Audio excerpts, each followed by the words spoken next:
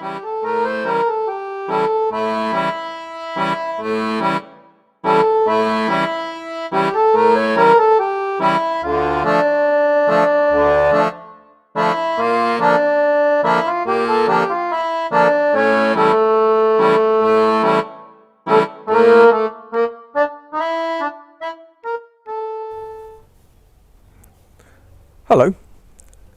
Today we're going to look at how we can save lives in the garden. Let me explain. We inadvertently often leave death traps for small creatures in our garden, and by just a little change in the way we do things, we can save a lot of lives. So let's take a look at that together. So here we have our potential death traps.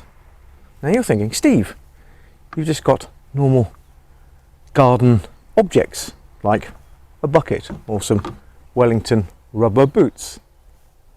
Let me explain. If you're a small creature and you happen to fall into this bucket, you actually can't get out. If you can fly, that's not a problem. But if you're a little lizard or a beetle or even a small hedgehog, this is a death trap. You can fall in quite easily, but climbing up these slippery sides would be impossible. And if this bucket is sitting in a potting shed or even in your garden somewhere, and you don't go anywhere near it for a few days, this poor animal in here can die either of starvation, can also be vulnerable to other flying predators, or it could die simply of cold. Because at the moment it's early spring and in the daytime it's actually quite nice, it's quite sunny, but at night it goes down below zero, so it gets very, very cold. So what do we do to avoid this? So here we have a bucket. What we do is we leave it like this when we store it, or alternatively like that.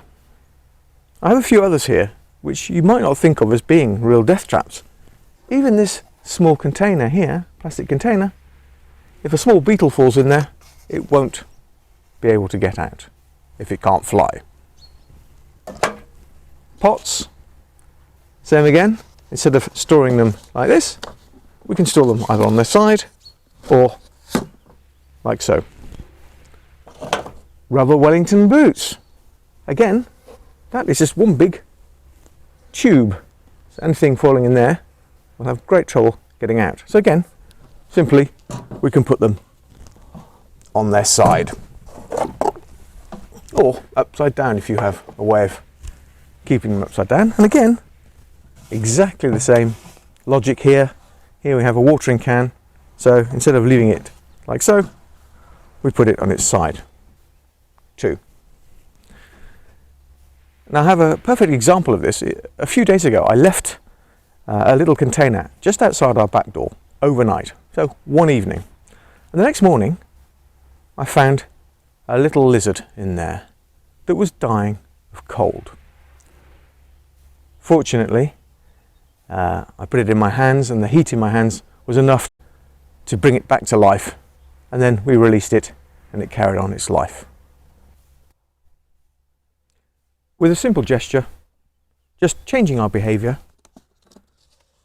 changing this to this, we can save lives.